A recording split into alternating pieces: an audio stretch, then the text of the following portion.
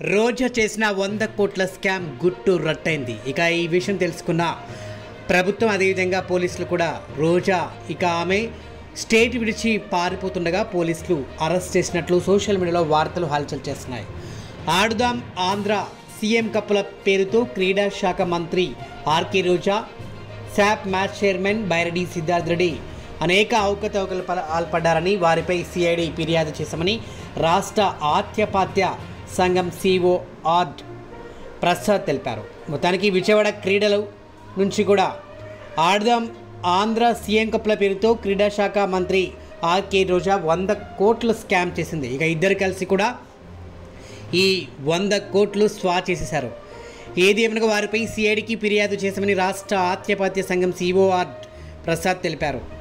గురువారం విజయవాడలో ఆయన విలేకరులతో మాట్లాడుతూ ఆడుదాం ఆంధ్ర పేరుతో జరిగిన 100 కోట్ల అక్రమాలపై సిఐడికి విచారణ కోరుతూ ఈ నెల 11న అదనపు డీజీపీ సిఐడికి ఫిర్యాదు చేశామన్నారు. వారి హయాంలో పనిచేసిన శాప్ ఎండీలు, శాప్ ఉన్నతాధికారులు అన్ని జిల్లాల్లో డిఎస్డిఓలపై విచారణ జరపాలని కోరారన్నారు. అయితే క్రీడా కోట ద్వారా మెడికల్, ఇంజనీరింగ్, ట్రిపుల్ ఐటీ ప్రవేశాలు పొందిన వారిపైన విచారణ చేపట్టాలన్నారు. నాటి కార్యక్రమాలకు సంబంధించిన దస్త్రాలన్నీ సీజ్ చేయాలని ఆయన కోరారు. 5 ఏళ్ల కాలంలో శాప్ ఇంజనీరింగ్ విభాగం అధికారులు చేపట్టిన పనుల్లో అవకతవకలను కూడా పరిశీలించాలన్నారు.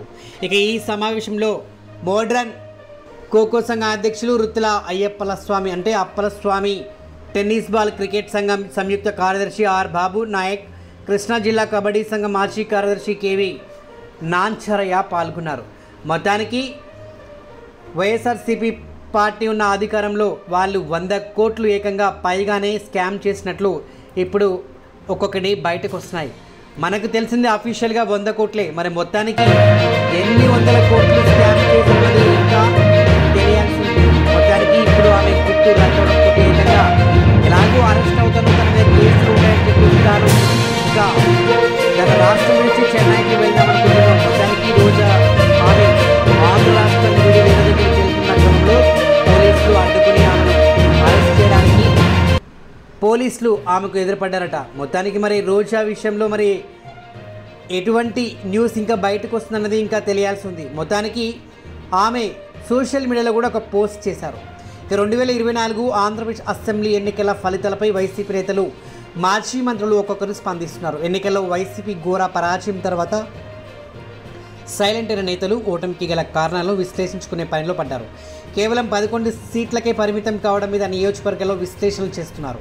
అయితే తాజాగా మాజీ మంత్రి ఆర్కే రోజా వైసీపీ ఓటమిపై స్పందించారు. ఎన్నికల ఫలితాల తర్వాత సైలెంట్ అయినటువంటి రోజా నగరిలో తన ఓటమి, రాష్ట్రంలో వైసీపీ పరాజయం పైన ట్వీట్ చేశారు.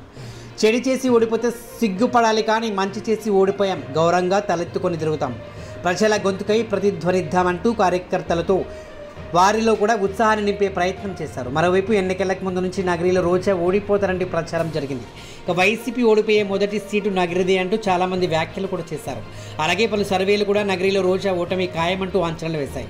అయితే రోజా మీద నమ్మకం ఉంచిన వైఎస్ జగన్ మరోసారి ఆమెకు టికెట్ కేటాయించారు. అయితే నియోజకవర్గంలో తన కుటుంబం మీద ఉన్న వ్యతిరేకతకు తోడు వైసీపీలోని మరో వర్గం తిరుగుబాటుగా ఎగరవేయడంతో నగరిలో ఆర్కే రోజా ఘోర పరాజయం పాలయ్యారు. టీడీపీ అభ్యర్థి గాలి భానుప్రకాష్ చేతిలో 45,000 ఓట్ల తేడాతో ఓటమిని చవిచూశారు. ఇక మరోవైపు రోజా సోదరులపై వచ్చిన అవినీతి ఆరోపణలు తోడు చంద్రబాబు, పవన్ కళ్యాణ్ మీద రోజా చేసిన వ్యక్తిగత విమర్శలు కూడా ఆమె ఓటమికి కారణమని విశ్లేషణలు ఉన్నాయి. అయితే 2014 ఎన్నికల్లో టీడీపీ అభ్యర్థి గాలి ముద్దు కృష్ణనాయుడు మీద 858 ఓట్ల స్వల్ప మెజారిటీతో గెలుపొందారు.